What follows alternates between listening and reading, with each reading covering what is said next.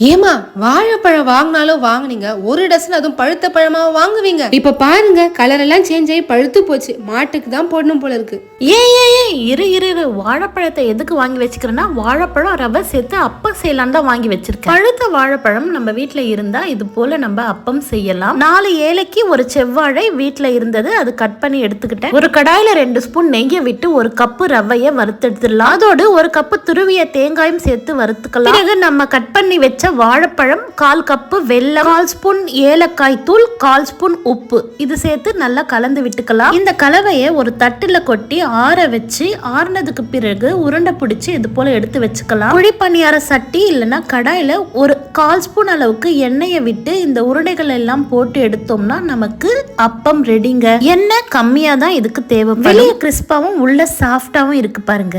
உங்களுக்கான ஒரு விடுகதை: வாளிலே எண்ணெய், தலையிலே கொல்லி, அது என்ன?